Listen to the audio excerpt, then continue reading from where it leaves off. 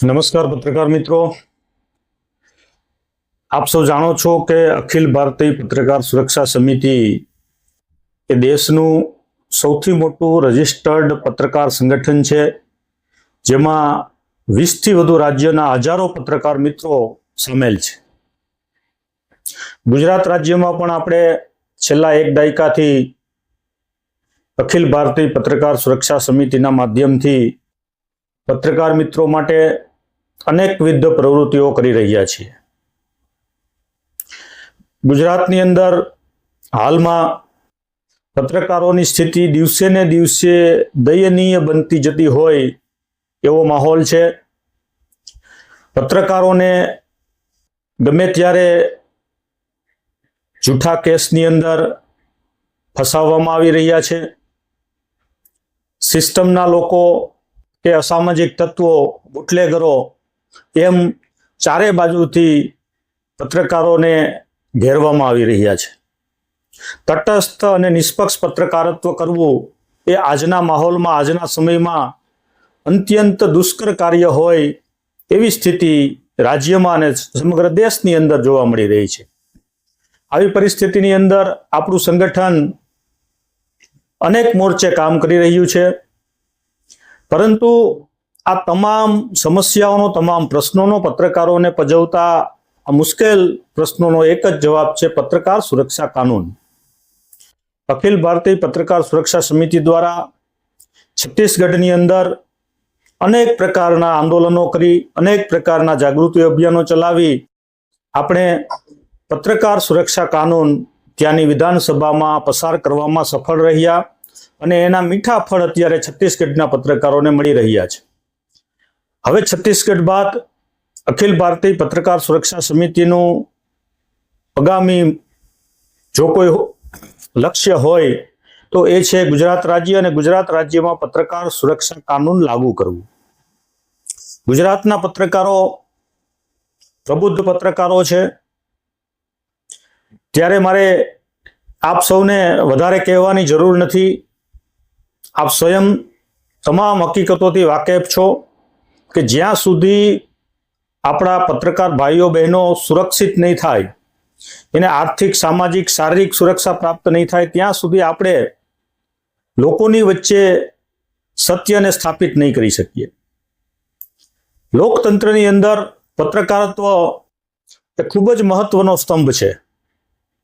જો પત્રકારત્વ છે નબળું પડશે તો લોકતંત્રને પડતા વાર નહીં લાગે, લોકતંત્રને ખતમ થતા વાર નહીં લાગે. જો લોકતંત્રને બચાવવું હશે તો પત્રકારત્વને સક્ષમ અને મજબૂત કરવું પડશે, અને આ એકમાત્ર ધ્યેયથી આપણે કામ કરી રહ્યા છીએ.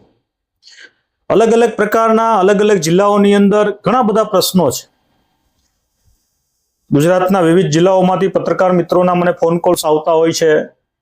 અલગ અલગ પ્રકારની સમસ્યાઓનો તેઓ વારંવાર સામનો કરી રહ્યા છે. ત્યારે આ તમામ સમસ્યાઓમાંથી બહાર નીકળવા માટે આપણી પાસે એક જ રસ્તો છે કે જેવી રીતે આપણે આપણા સંગઠન દ્વારા છત્તીસગઢની અંદર જાગૃતિ અભિયાનો ચલાવ્યા, આંદોલનો કર્યા અને ત્યાંની સરકારને વિધાનસભાની અંદર પત્રકાર સુરક્ષા કાનૂનનો ખરડો પસાર કરી અને કાયદો બનાવવાની ફરજ પડી, એવો જ કાયદો આપણે ગુજરાતની અંદર પણ, ગુજરાત વિધાનસભામાં પણ પસાર થાય તેવી માંગ સાથે આગામી 28મી જુલાઈ ના રોજ ગાંધીનગરના સર્કિટ હાઉસ ખાતે બપોરે 2:30 વાગ્યે મળી રહ્યા છીએ. ગુજરાતના પ્રદેશ અધિવેશનના ભાગરૂપે એબીપીએસએસ એ સંગઠન પત્રકારોના સામૂહિક હિતની લડાઈઓ લડે છે અને પીડા પત્રકારત્વનો જબરજસ્ત વિરોધ કરે છે.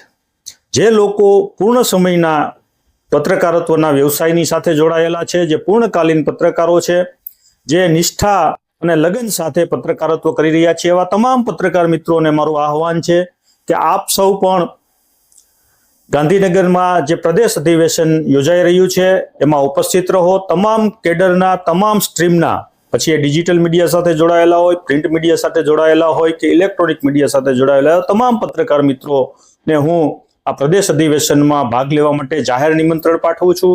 છત્તીસગઢ અને દેશના વિવિધ રાજ્યોમાંથી પણ પત્રકાર મિત્રો આવવાના છે.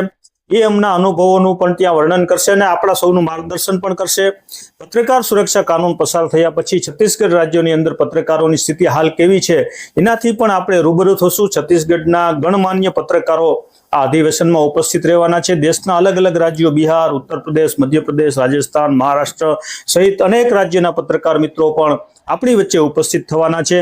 અને આ અધિવેશનની અંદર આપણે આગામી સમયમાં દરેક જિલ્લાઓની અંદર, દરેક ગુજરાતના તાલુકાઓની અંદર આપણા સંગઠનનો વિસ્તાર કઈ રીતે કરવો અને સંગઠનને મજબૂત બનાવી પત્રકારોને જે તકલીફો પડી રહી છે, પત્રકારોને જે પ્રતાડિત કરવામાં આવી રહ્યા છે, એને જૂઠા કેસની અંદર ફસાવવામાં આવી રહ્યા છે, અસામાજિક તત્વો, બુટલેગરો અને સિસ્ટમના કેટલાક ભ્રષ્ટ લોકો દ્વારા ચારે બાજુથી પત્રકારોને પરેશાન કરવાના જે વ્યૂહરચનાઓ ઘડાઈ રહી છે, એની સામે પત્રકારો એક સ્વરે એનો અવાજ બુલંદ કરી શકે, એક સંગઠનના માધ્યમથી કામ કરી શકે, એ હેતુથી આપણે સક્રિય થઈ રહ્યા છીએ. કોરોના કાળ પછી થોડા સમયથી આપણે છેલ્લા વર્ષોની અંદર જે સંગઠનાત્મક અભિયાનને આગળ વધારવું જોઈએ એમાં આપણે જે સક્રિય પ્રયાસો કરવા જોઈએ એમાં ક્યાંક ને ક્યાંક આપણે કરી શક્યા નથી. પરંતુ હવે આ બધો સમય પૂરો થઈ ચૂક્યો છે અને અલગ અલગ રાજ્યોની અંદર પત્રકારોને ખૂબ સારા પરિણામ સંગઠનના માધ્યમથી મળી રહ્યા છે. ત્યારે ગુજરાતને પણ એમાંથી કેમ બાકાત રાખવું એ વિચારીને આપણે બધાએ હવે એક સાથે આવવું, એક મંચ પર આવવું, એક બેનર હેઠળ આવવું ખૂબ જ જરૂરી છે. ધન્યવાદ. નમસ્કાર.